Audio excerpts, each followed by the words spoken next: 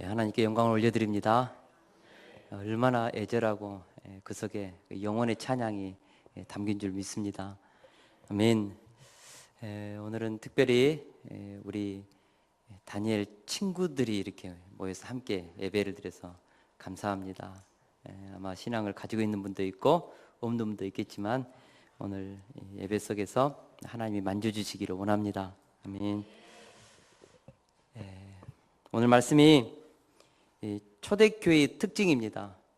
초대교회 특징인데 오늘 말씀을 통하여서 정말 초대교회의 그 위대한 초대교회를 우리가 배우는 그런 예배가 되기를 원합니다. 교회란 무엇일까요? 교회에 대해서 깊이 있게 생각해 보신 분 있습니까?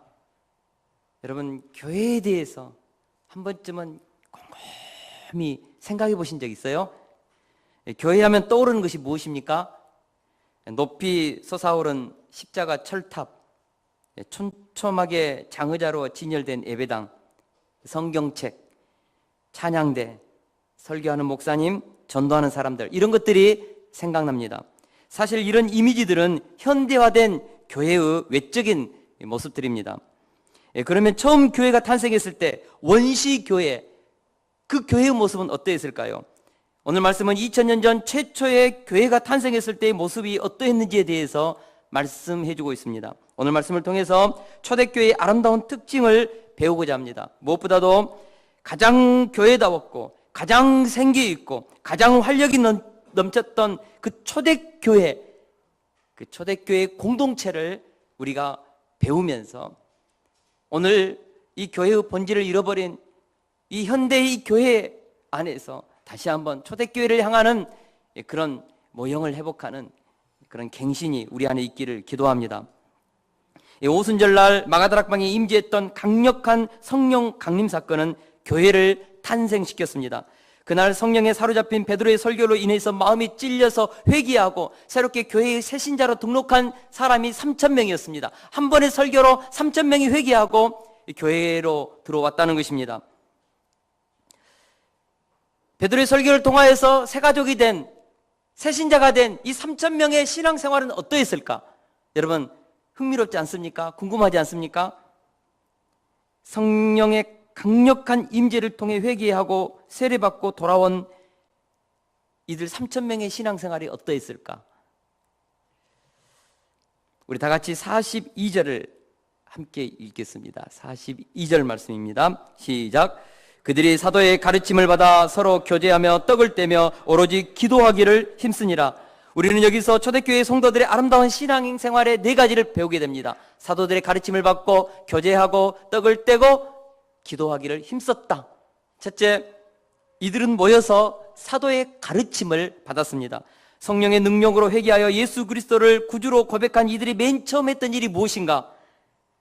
그들은 사도들로부터 가르침을 받았다고 했습니다. 다시 말해서 성경을 공부했다는 것입니다. 거듭난 후 성도가 가장 먼저 해야 될 일이 무엇입니까?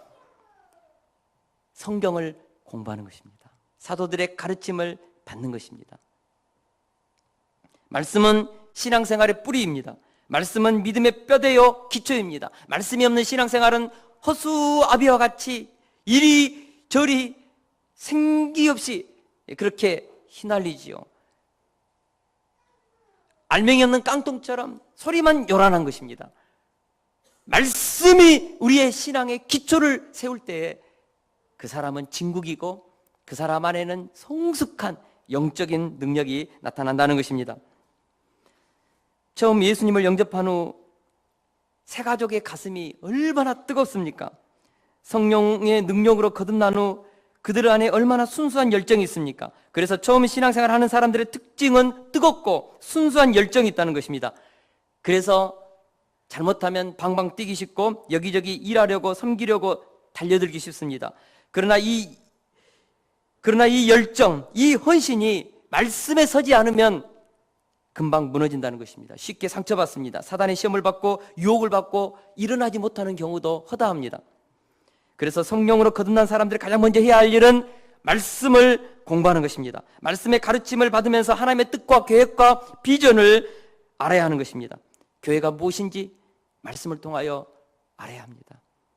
기도가 무엇인지, 믿음이 무엇인지, 구원이 무엇인지, 성부 하나님은 어떤 분이신지, 왜 성자 예수님이 이 땅에 말구 위에 오셨는지, 성령의 강림 사건은 왜 일어났는지, 하나님의 말씀을 공부하면서 교회를 이해하고 신앙을 이해하고 하나님을 이해할 때, 깊이 있게 그것을 깨우칠 때 신앙의 성숙함이 있다는 것입니다. 제 생각으로 처음 신앙생활을 시작하는 사람은 최소 3번 성경은 정독해야 된다고 봅니다. 처음 신앙생활을 하는 사람들의 특징이 무엇입니까? 방금도 얘기했던 것처럼 순수합니다. 깨끗해요. 그러니까 뭐가 보입니까? 단점이 보이고 허물이 보이고 약점이 보이는 것입니다. 자꾸 교회의 허물과 단점이 보이고, 집사님의 단점, 권사님, 장로님의 단점, 목사님의 약점, 순수한 사람들에게는, 때묻지 않는 신앙에는 이런 것들이 막 보이는 것입니다. 그래서 잘못하면 하나님의 일을 하다가, 갓 태어난 그 새 가족이 하나님의 일을 하다가 이런 것 때문에 상처받고 무너지는 경우가 허다합니다. 그래서 예수님을 처음 믿는 사람, 거듭난 사람의 가장 첫 해야 될 과제는 말씀을 공부하고 말씀을 통해 신앙의 기초를 쌓는 것입니다. 그렇게 해서 성숙한 신앙이 되었을 때 그들은 하나님의 일을 하면서 이해하게 되고, 약점과 단점을 품게 되고, 그리고 교회 공동체를 그들은 포용하게 되고 섬기게 되는 것입니다. 왜 교회에 문제가 많고 성도들의 삶이 형편이 없을까? 말씀에 기초한 신앙이 아니라 여기저기서 부딪히면서 상처투성인 감정과 자기 생각에 기초해서 신앙생활을 해버렸고, 그것이 믿음의 전통으로 자기 안에 세워져 버렸기 때문에 말씀에 기초되지 않는 신앙이 세월이 갈수록 문제를 일으키고 엄청난 공동체의 회오리를 가져오는 것입니다. 우리 교회는 확신반, 성장반, 제자훈련, 사역훈련이 있습니다. 여러분, 우리 교회는 이런 신앙의 훈련을 통하여서 교회를 깊이 있게 알고 말씀을 깨우치면서, 그러면서 사역을 시킵니다. 처음 개척교회라 우리가 때로는 막 급하기 때문에 잇몸으로라도 이렇게 사역을 시키지만, 앞으로 점점 교회가 더 성장할수록, 더 이렇게 규모를 갖출수록 철두철미하게 말씀 훈련을 시킬 것입니다. 그리고 성장반, 제자훈련, 사역훈련을 하지 않고는 사역을 못하게 할 것입니다. 66권의 하나님의 말씀에 기초한 믿음이 올바른 신앙생활입니다. 그래서 말씀을 배우는 것이 중요합니다. 그러나 누구에게 배우냐가 더 중요합니다. 초대교회 성도들은 누구에게 말씀을 배웠다고요? 사도들로부터. 사도들은 누구입니까? 3년 동안 예수님을 따라다니면서 예수님을 보고 듣고 배우면서 경험한 정통성 있는 신앙을 가진 참 제자들입니다. 요즘 말씀을 은밀히 가르치는 이단들이 너무나 많습니다. 우리는 정통성 있는 목회자로부터 성경을 배워야 합니다. 그래서 성도는 자기 교회 밖에서 말씀을 공부해서는 안 되는 것입니다. 여러분, 세미나를 참석하더라도 반드시 목회자에게 물어보세요. 기도원을 가더라도 반드시 목회자에게 물어보세요. 왜냐하면 우리 시대는 너무나 많은 이단들이 판을 치고 거짓 선생들이 우리의 영혼을 노략질하기 위해서 미끼를 던지고 있기 때문에 그렇습니다. 초대교회 성도들은 사도의 가르침을 받았습니다. 참 제자로부터 정통성 있는 신앙의 교육을 받고 말씀을 들었다는 것입니다. 저는 그런 부분에서 우리 교회도 교회 안에서 말씀을 공부하는 것, 이것이 굉장히 중요합니다. 교회 밖에서 여러분 공부해서는 안 되는 것입니다. 둘째로 그들은 서로 교제하였습니다. 말씀이 하나님과의 수직적인 교제라면 성도의 교제는 수평적인 교제입니다.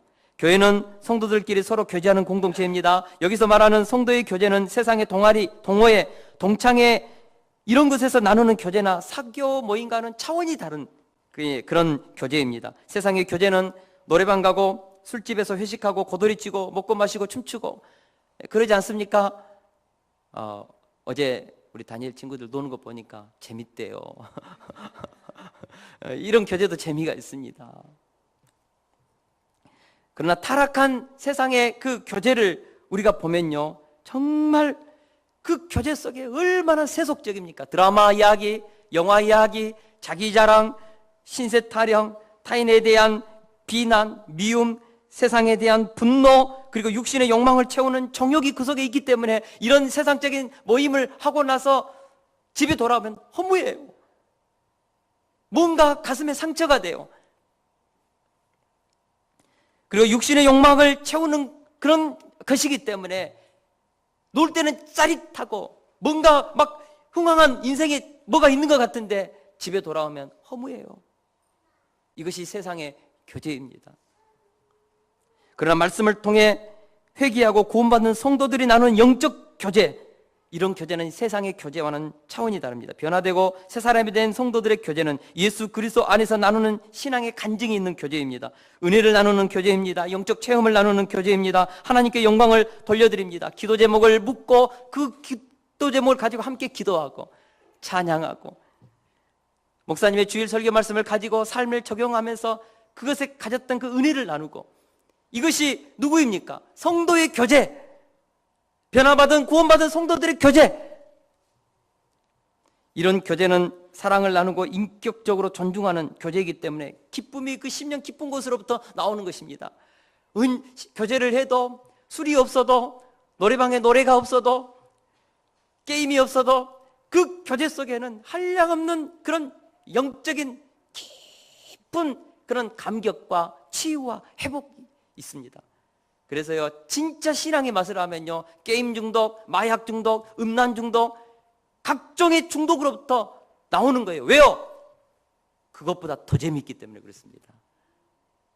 사랑하는 동역자 여러분, 영적 세계는 어마어마한 기쁨과 생명과 진리, 참 생명의 희열, 이런 것들이 있다는 것입니다. 그래서 이런 영적 교제는 나눌수록 삶이 풍성해지고 치유되고 우울증이 떠나고 위로를 얻고 삶의 에너지를 얻는 것입니다. 할렐루야. 저는 우리 교회 안에서의 교제가 이렇게 은혜로운 교제가 되기를 기도합니다. 사실 교회 사람들이 모인다고 무조건 은혜로운 모임이 되는 것은 아닌 것입니다. 교회 다닌다고 다 성령 충만한 사람이 아니듯이 교회 사람들끼리 모여도 세상적인 방법으로 교제하면 상처받고 시험 들게 되는 것입니다. 성도들은 항상 말씀과 기도를 중심으로 모여야 합니다. 그리고 함부로 남을 비판하거나 판단하거나 부정적이고 불평하는 말을 해서는 안 되는 것입니다. 이것은 모임의 리더들이 분위기를 잘 주도해 주어야 합니다. 에베소서 4장의 말씀대로 서로 선한 말을 하여 듣는 사람에게 은혜를 끼치게 해야 합니다. 서로 인자하게 하고 불쌍히 여기며 용서하고 격려하며 축복하고 세워주는 교제, 이것이 무엇입니까? 영적인 교제, 교회 공동체의 교제인 것입니다. 우리 모두는 허물과 약점이 있습니다. 그래서 우리가 교회 공동체에서 교제를 할 때, 교회에 허물이 있어요, 약점이 있어요. 무엇입니까? 우리가 그것을 위해서 건설적인 대안을 가지고 논의를 한다면 뭐 해야 됩니까? 그것을 우리가 감당해야 한다는 그런 마음을 가지고 그 부분을 내 십자가로 받아들이고 채우는 것, 이것이 교회 공동체의 교제예요. 여러분, 우리의 실수, 허물, 약점 다 알고 있습니다. 다 알고 있습니다. 모르는 사람 어디 있습니까? 교회 공동체는 지적하는 것보다는 지적했으면 그것을 내가 섬기는 거예요. 내 십자가로 받아들이는 것입니다. 이것이 교회 공동체가 가지는 모임의 위대성입니다. 할렐루야. 그러면 왜 교회 공동체는 꼭 교제가 필요합니까? 나눔과 교제가 없는 홀로 신앙은 아무리 뜨겁고 성숙해도 금방 식어지고 금방 넘어지고 자빠지는 것입니다. 아무리 신앙이 성숙해도 1년만 혼자 있어 보세요. 그 신앙 사그라집니다. 넘어집니다. 자빠집니다. 그래서 신앙은 서로 나누어야 합니다. 교제해야 합니다. 말 한 마리가 끊는 힘과 말 두 마리가 끊는 힘은 다른 것입니다. 한 마리가 1이라면 말 두 마리가 1 플러스 1, 2가 되는 것이 아니라 4가 되고 10이 될 수 있습니다. 이처럼 우리의 신앙은 나눌 때 거대해지고 영적인 능력이, 파워가 생기는 것입니다. 그래서 신앙은 나눠야 됩니다. 은혜는 나눠야 합니다. 영적인 체험은 나눠야 합니다. 그럴 때 성령께서 강력하게 그 교제 속에 역사합니다. 새롭게 역사합니다. 재창조적으로 역사하는 것입니다. 할렐루야. 무엇보다도 우리가 신앙을 나눌 때요, 내가 알지 못했던 영적 세계를 더 깊이 있게 보게 됩니다. 내가 만나지 못했던 하나님을 간접적으로 만나게 되는 것입니다. 신앙을 나눌 때 우리의 영적 세계가 더 깊어지는 것입니다. 우리의 믿음의 세계가 더 넓어지는 것입니다. 그래서 공동체는 모여야 합니다. 모이면서 내가 섬기는 하나님, 그 하나님이 당신의 하나님이고, 우리 공동체가 찬양하는 그 하나님이 나의 하나님, 우리의 하나님, 미국에서 예배드리는 그 하나님이 아프리카에서 드리는 그 하나님, 그리고 한국에서 드리는 그 하나님, 같은 하나님 나눌 때 우리는 우리의 신앙이 명료해지고 내 고백이 진실하게 하나된 신앙임을 우리는 확인하게 되는 것입니다. 그러므로 교회는 모여야 합니다. 교제해야 합니다. 저는 우리 교회가 목장 모임 활발히 일어나기를 원합니다. 팀별로 모임이 이루어지기를 원합니다. 교제가 이루어지기를 원합니다. 할렐루야. 그렇게 해서 우리 교회가 이 교제 속에서 더욱더 신앙이 풍성해지는, 특별히 이번 5월 달에 5월 5일입니까? 우리 야유회 갑니다. 산야회로 지금 가려고 대충 생각은 하고 있는데, 저는 그랬으면 좋겠어요. 그때 주일날, 그 다음에 5월 5일이 월요일인데 화요일까지 쉬거든요. 그래서 주일날, 월요일날 1박 2일 웬만하면 우리 교회 성도들 다 같이 갔으면 좋겠어요. 함께 그 산야에 다 그냥 다 점거하고요, 함께 식사하고 자녀들과 뛰어놀면 얼마나 좋을까요? 다 함께 갈 수 있기를 축원합니다. 세 번째, 그들은 떡을 떼었다고 했습니다. 떡을 떼면은 성만찬을 의미합니다. 단순한 식사를 의미하지 않습니다. 초대교회는 매일같이 모여서 성찬식을 가졌습니다. 성찬식이란 예수님께서 우리를 위해서 십자가에 흘리신 피와 살을 기념하는 날입니다. 성찬식을 할 때 우리는 더욱더 예수님과 깊이 있게 연합하는 것입니다. 초대교회 성도들은 날마다 모여서 성만찬을 가지면서 예수님의 십자가의 의미를 가슴에 새겼습니다. 날마다 성만찬을 가졌다는 것은 날마다 예수님의 십자가를 붙잡는 신앙생활을 했다는 것입니다. 우리는 어떻습니까? 모일 때마다 예수님의 십자가의 용서의 사랑, 나를 위해서 지불하신 그 대속의 은혜를 우리는 얼마나 자주 기억합니까? 그리고 감사합니까? 인간은 얼마나 자주 은혜를 망각합니까? 우리는 얼마나 자주 받은 사랑을 까먹고 없는 것만 생각하고 불평하고 원망합니까? 우리 주님의 십자가를 초대교회 성도들은 날마다 기억했다는 것입니다. 날마다 그 십자가의 살과 피를 마셨다는 것입니다. 먹었다는 것입니다. 사랑하는 동역자 여러분, 초대교회 성도들은 십자가를 날마다 붙잡는 신앙생활을 한 것입니다. 교회의 중심은 십자가입니다. 날마다 우리의 죄를 용서하기 위해서 십자가에 달리신 예수님을 초대교회 성도들은 기억했고, 오늘 우리 현대교회 성도들도 날마다 그 십자가를 기억해야 된다고 저는 믿습니다. 왜 그렇습니까? 우리에게 죄가 없는 날이 여러분 몇 날입니까? 우리는 매일매일 죄를 짓습니다. 우리는 매일 세상적인 생각을 합니다. 우리는 매일 육신의 연약함으로 무너집니다. 이기적으로 생각하고 자기중심적으로 행동합니다. 우리는 매일 주변의 사람들에게 상처를 줍니다. 안 주고 싶어도 나도 모르게 이상한 말이 나와서 오해도 되고 상처가 돼요. 우리는 매일매일 십자가가 필요합니다. 매일매일 십자가로부터 용서를 받아야 됩니다. 그럼에도 불구하고 우리는 매일매일 십자가 앞에 나오지 않습니다. 우리 주님의 피와 살을 우리는 마시고 먹지 않습니다. 초대교회 성도들은 매일매일 십자가 앞에서 그 십자가의 은혜를 붙잡았다는 것입니다.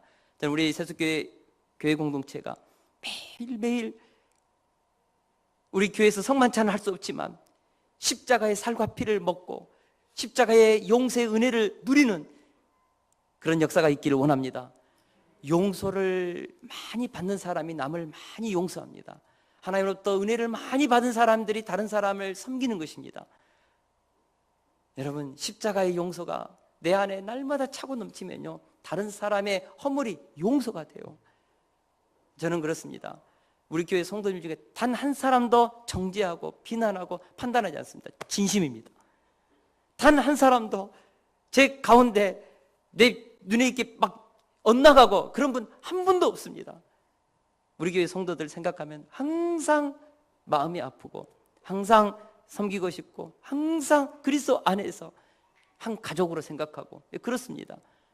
여러분, 우리는 영적인 한 가족 공동체입니다. 할렐루야. 예수 그리스도 안에서, 십자가 안에서 우리가 서로 하나가 될 수 있기를 축원합니다. 네 번째로, 그들은 기도하기를 힘썼다는 것입니다. 여기서 말하는 기도는 합심 기도를 말합니다. 그들은 모여서 함께 합심 기도하기를 힘썼습니다. 여기서 힘썼다는 것은 포기하지 않고 지속적으로 끝까지 했다는 것입니다. 여러분, 운동을 반복할 때 뭐가 생깁니까? 근육이 생깁니다. 근육. 그리고 몸이 건강해지는 것입니다. 영적인 세계에도 영적 근육이 있습니다. 기도를 지속적으로 하면 기도의 근력이 생깁니다. 여러분, 믿음의 생활을 포기치 않고 한 단계 한 단계 꾸준하게 나아가면 믿음의 근력이 생깁니다. 여러분, 경건의 연습을 반복하면 할수록 힘 있는 영적 근육, 영적인 파워가 생깁니다. 여러분, 무당들도요, 무당의 신적인 능력을 배가시키기 위해서 얼마나 지성으로 산에 가서 그렇게 그냥 빌고 간구하고 새벽마다 하는지 모릅니다. 왜요? 그것도 신적인 어떤 힘을 얻기 위해서. 우리는 만유의 주자 되신 하나님, 거룩한 성령님을 우리는 늘 그분과 교제하기 위해서 우리는 경건의 연습을 날마다 해야 한다는 것입니다. 그럴 때 경건의 능력이 나타납니다. 할렐루야. 우리는 기도도 반복적으로 지속적으로 포기치 않고 해야 된다고 믿습니다. 그럴 때 기도의 능력이 나타나는 것입니다. 마지막 시대의 특징이 무엇입니까? 경건의 모양은 있지만 경건의 능력이 없다는 것입니다. 기도는 하는데 기도의 능력이 없다는 것입니다. 신앙의 모습은 있는데 신앙의 능력이 없습니다. 믿음은 있는데 믿음의 능력이 없어요. 찬양을 하는데 찬양의 능력이 없고 예배를 드리는데 예배의 능력이 없어요. 하나님의 약속의 말씀을 붙잡고 나아가는데 그 약속을 이루지 못하는 신앙이 너무나 많다는 것입니다. 왜 그렇습니까? 지속적으로 하지 못하기 때문에 그렇습니다. 안 되면 포기하고, 그래서 안 되면 점치고 굿하고 신령한 사람을 찾아다니고 그렇다는 것입니다.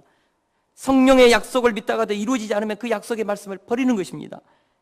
그리고 안 된다, 나는 안 된다, 운명 타령, 신세 타령 얼마나 합니까? 여러분, 기도는 무엇입니까? 하나님의 약속의 말씀을 붙잡고 끝까지 응답을 받을 때까지 힘써서 기도하는 것. 이것이 초대교회 성도들의 기도였습니다. 그 결과가 무엇입니까? 우리 43절을 같이 한번 읽겠습니다. 43절 시작. 사람마다 두려워하는데 사도들로 말미암아 기사와 표적이 많이 나타나니. 예, 그렇습니다. 초대교회는 기사와 표적이 많이 나타났습니다. 할렐루야. 성령 충만한 공동체 안에는 말씀의 능력, 기도의 능력, 믿음의 능력이 나타난다는 것입니다. 경건의 능력이 나타난다는 것입니다. 초대교회 특징이 무엇입니까? 음과 금은 내게 없지만 나사렛 예수 그리스도의 이름으로 일어나 걸으라 하면 앉은 병이가 일어나 걸어가는 것. 성도들이 모여서 기도하면 옥문이 열리고, 성도들이 모여서 기도하면 그곳에 지진이 일어나고, 바울과 실라가 빌립보 감옥에서 찬양했을 때 옥새가 열리는 역사. 이것이 바로 초대교회의 기도의 능력, 믿음의 능력이었습니다. 예수님은 말씀하셨습니다. 믿는 자들에게는 이런 표적이 따르리니 곧 그들이 내 이름으로 귀신을 쫓아내며 새 방언을 말하며 뱀을 집어올리며 무슨 독을 마실지라도 해를 받지 아니하며 병든 사람에게 손을 얹은 즉 나으니라 하시더라. 믿는 자들에게는 기사와 표적이 나타난다고 주님께서 말씀하셨습니다. 여러분, 교회 안에 기사와 표적이 나타나야 하는 것입니다. 할렐루야.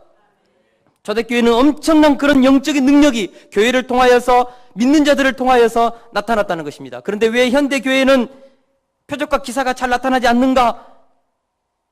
진심으로 믿지 않기 때문에 그렇습니다. 전심으로 기도하지 않기 때문에 그렇습니다. 우리는 너무나 이성적이고 논리적이고 합리적입니다. 우리는 너무나 인간의 힘, 돈의 힘, 조직의 힘, 혈육, 지연, 학연, 우리는 이런 것들을 의지합니다. 눈에 보이는 것을 의지합니다. 예, 이곳에 예배 드려요, 기도 드려요. 그러나 우리가 안 되면 너무 쉽게 포기합니다. 보이지 아니하시는 하나님을 믿기보다는 66권의 성경에 약속된 그 약속의 말씀을 붙잡고 나아가기보다는 우리는 보이는 힘, 그것을 더 의지하기 때문에 표적과 기사가 사라지고 있다는 것입니다.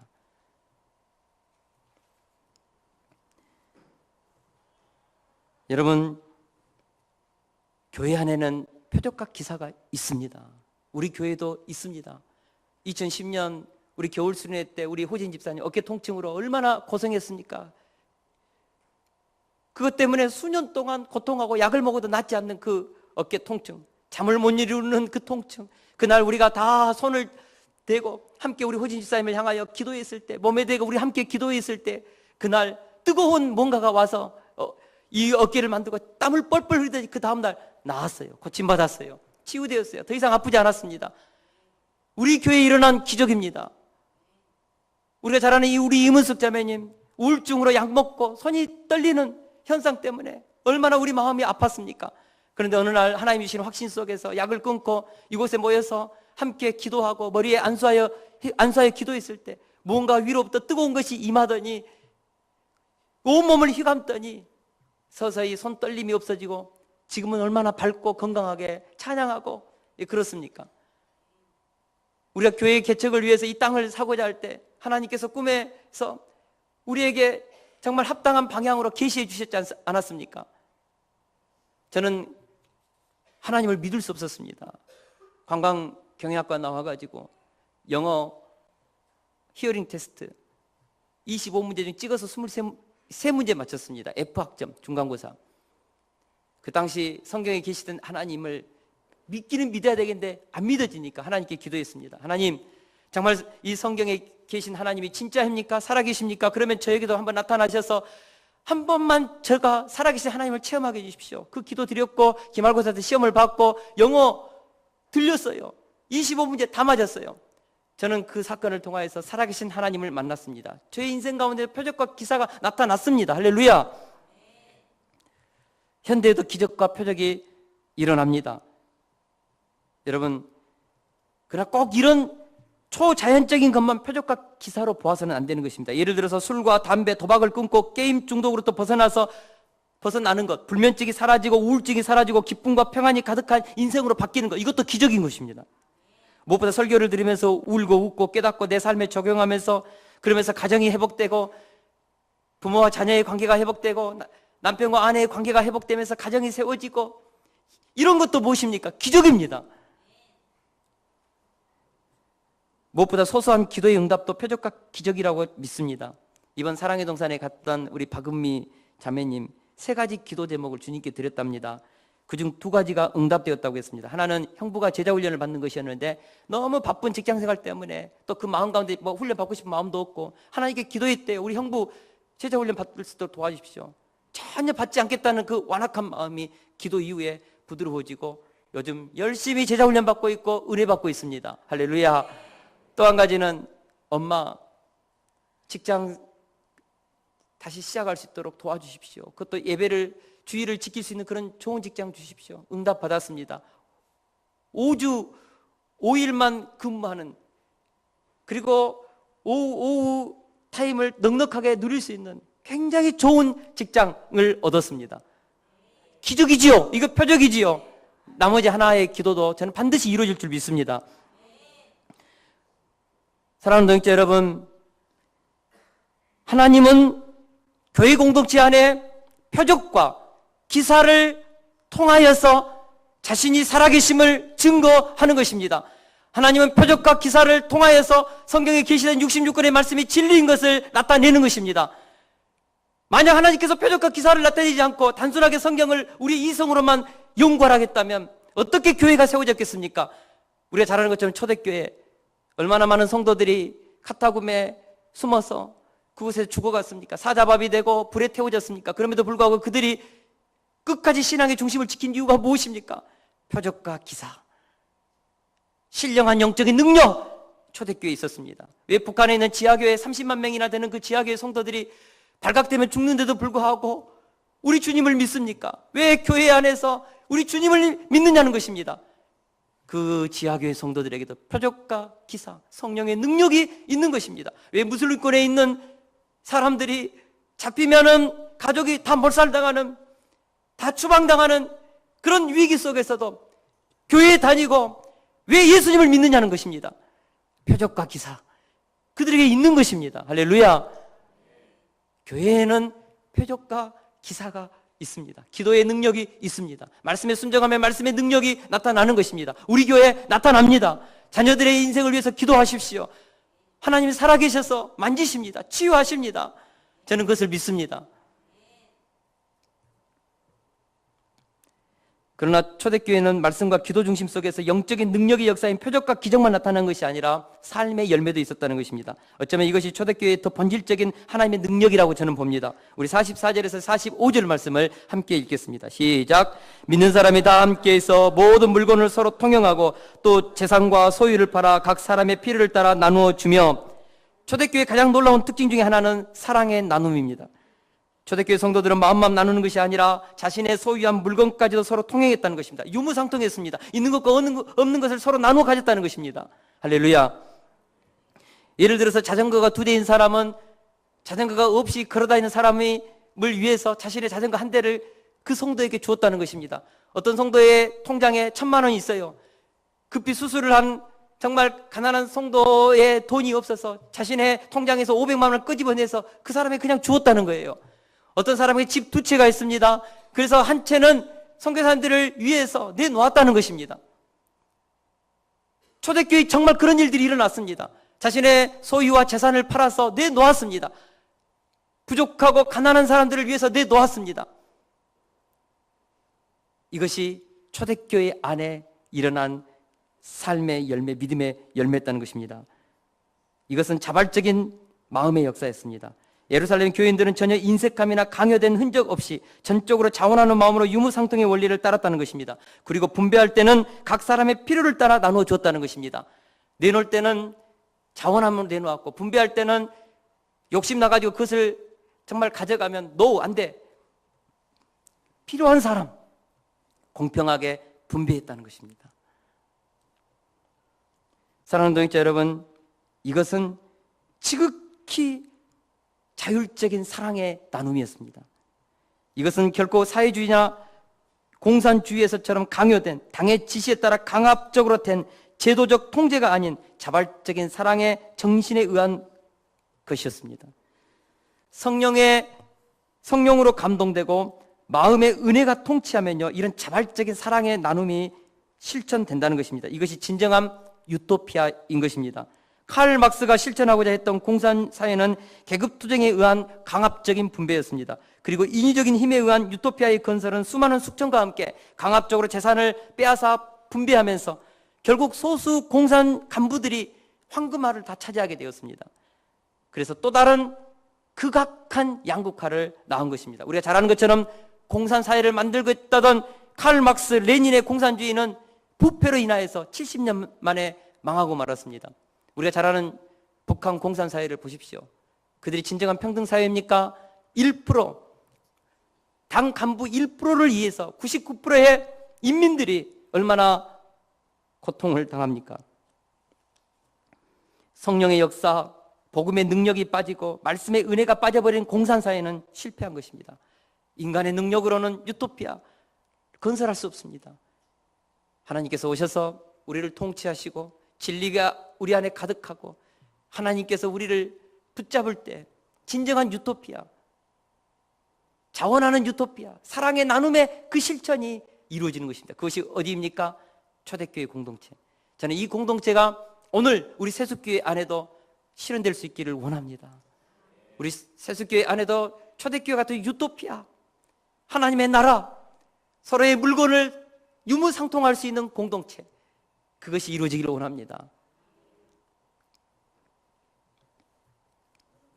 저는 우리 세숫교회 안에 나눔, 그리고 하나님께 드리는 그 모든 헌물이 강압이 아닌 자율성 속에서 이루어지기를 원합니다. 하나님의 은혜가 성령의 충만함의 역사가 흐를 때에 온전한 기쁨과 감사와 자원함의 헌신이 교회 안에 일어나는 것입니다.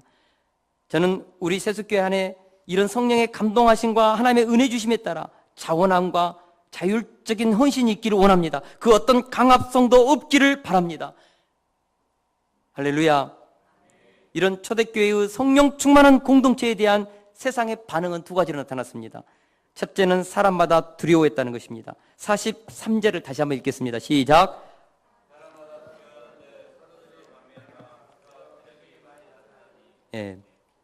43절 상반절에 보니까 뭐라고 했습니까?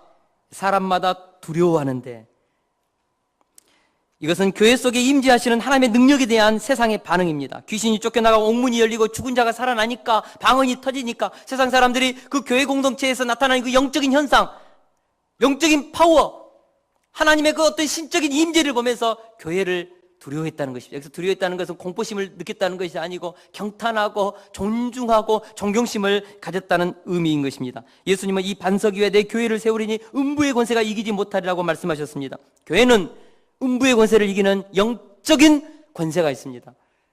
이 영적인 권세가 교회를 통하여 행사될 때 세상 사람들은 두려워하는 것입니다. 세상 사람들이 왜 교회를 멸시합니까? 왜 교회를 조롱합니까? 교회에게 이런 음부의 권세를 이기는 파워, 능력을 상실해 가기 때문에 머리 잘린 삼손처럼 비틀거리는 그 교회의 모습을 보면서 세상 사람들이 교회를 염려하는 것입니다. 다시 한번 우리 한국교회 안에 이런 영적인 음부의 권세를 이길 수 있는 영적인 권세를 회복하게 해달라고 우리 기도합시다. 우리 세속교회 안에 하나님의 영적인 능력이 나타나게 해달라고 우리 기도합시다. 그래서 주변에 있는 사람들이 우리 교회를 향하여 두려움을 느끼고 경탄함을 느끼고 마치 가나안 땅에 들어갔을 때 그 가나안에 있는 모든 족속들이 홍해를 가르고 요단강을 가르는 그 하나님의 능력에 대한 소문을 들었을 때 간담이 높고 그들이 그렇게 마음이 녹았던 것처럼 오늘 우리 시대의 교회에도 세상 사람들의 마음을 흔들어 놓는 간담을 녹이는 영적인 능력이 주여 행사되게 하여 주옵소서. 두 번째 반응은 온 백성이 칭송했다는 것입니다. 이것은 초대교회 성도들의 아름다운 삶의 모습 때문에 그랬습니다. 서로 사랑하고 서로 재산과 소유를 내놓고 함께 나누면서 사는 그 모습을 보고 세상 사람들이 충격을 받은 것입니다. 너무나도 아름다운 빛의 삶. 왜 저들은 서로 가난한 사람들이나 부자나 똑똑한 사람이나 무식한 사람이나 손에 손을 잡고 어린아이나 노인에 이르기까지 서로 하나가 되어서 인격적으로 존중하면서 저렇게 살아가는가? 왜 저희들은 자기 욕망을 채우지 않고 이타적인 인생을 살아가는가? 초대교회 성도들을 보면서 세상 사람들이 그것을 보고 충격을 받고 초대교회 성도들을 향하여 칭송했다는 것입니다. 초대교회를 흠모했다는 것입니다. 존경했다는 것입니다. 할렐루야. 예수님이 이같이 너희 빛이 사람 앞에 비치게 하여 그들로 너희 착한 행실을 보고 하늘에 계신 너희 아버지께 영광을 돌리게 하라 말씀하셨습니다. 사람들에게 보이려고 해서가 아니라 말씀에 순종하면서 믿음으로 산 결과로서 사람들은 초대교회의 공동체를 칭찬했다는 것입니다. 여러분, 성령 충만으로 인한 그 교회 공동체의 현상 두 가지를 제가 말했습니다. 하나는 표적과 기사요, 다른 하나는 아름다운 삶의 변화입니다. 초대교회 공동체는 이 두 가지 균형을 가졌습니다. 영적인 파워도 있었고 삶의 변화된 아름다운 삶의 열매도 있었다는 것입니다. 교회는 바로 이 두 가지를 다 갖춰야 합니다. 영적인 능력, 변화된 아름다운 삶의 모습, 이 두 가지를 우리가 균형 있게 갖출 때 하나님은 교회를 통하여 영광을 나타내실 줄로 믿습니다. 초대교회의 이런 모습은 마침내 주변 사람들에게 엄청난 전도의 문을 열었습니다. 우리 47절을 같이 한번 읽겠습니다. 시작. 하나님을 찬미하며 또 온 백성에게 칭송을 받으니 주께서 구원받는 사람을 날마다 더하게 하시니라. 주께서 구원받은 사람을 날마다 더하게 하시니라. 초대교회 안에 뭐가 일어났습니까? 엄청난 부흥이 있었습니다. 이것은 질적인 성숙으로 인하여서 자연스럽게 따라오는 양적인 성장입니다. 저는 여기에서 중요한 교회 부흥의 원리를 배우게 됩니다. 그것은 질적인 성장이 있어야 양적인 성장이 따라온다는 것입니다. 말씀대로 순종하고 변화된 사람들이 기도와 말씀 안에서 서로 교제하고 사랑하니까 하나님께 구원받은 사람들을 보내주신 것입니다. 안 믿는 사람들이 변화된 우리의 얼굴을 보고 당신은 어떻게 그렇게 기쁘게 삽니까? 당신은 어떻게 그렇게 얼굴에 평화가 가득합니까? 당신은 어떻게 그렇게 수모를 겪으면서도 오래 참습니까? 당신은 어떻게 손해를 보면서도 그렇게 아까워하지 않고 견뎌냅니까? 사람들이 교회 공동체 사람들을 보면서 얼굴을 보면서 삶을 보면서 당신이 믿는 예수, 당신이 다니는 교회, 그곳에서 이루어지는 이 아름다운 사랑의 나눔을 보면서 충격을 받고 감동을 받고 나도 당신의 교회에 가고 싶습니다. 나도 당신이 믿는 예수 믿고 싶습니다. 초대교회가 그랬다는 것입니다. 그리고 오늘 우리 현대교회도 그래야 된다고 믿습니다. 사람들이 우리의 삶을 보면서 어떻게 교회 다니면서 저렇게 이기적인가? 어떻게 예수 믿으면서도 저렇게 그 얼굴에는 사악한가? 어떻게 교회 다닌다고 직분을 가지고 있으면서도 주변에 있는 사람들의 마음에 상처만 준다면 뭐라 하겠습니까? 네가 믿는 예수 내가 믿나 보자. 보자. 네가 다니는 교회 내가 다니는가 보자. 요즘 얼마나 많은 그리스도인들이 세상 사람들에게 그런 악영향을 끼칩니까? 정말 우리가 두렵고 떨림으로 다시 한번 하나님의 빛의 자녀로 우리가 하나님의 살아계심을 드러낼 수 있기를 축원합니다.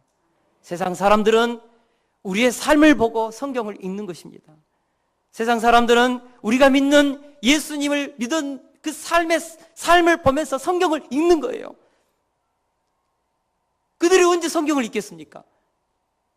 우리가 살아가는 모습이 곧 바이블인 것입니다. 우리의 언어가 바이블인 것입니다. 할렐루야. 초대교회 성도들은 그랬다는 것입니다. 비록 부족합니다. 저도 우리 성도들도 부족하지요. 그러나 우리 다시 한번 하나님 앞에 무릎 꿇고 기도하시게요. 그리고 진솔하게 잘못했으면 잘못했다고 용서 구하시게요. 그래서 하나님께서 우리를 통하여서 이 땅에 살아계신 하나님이 선포되고 66권의 성경이 진리임이 선포되어지는 그런 역사가 있을 수 있기를 축원합니다. 우리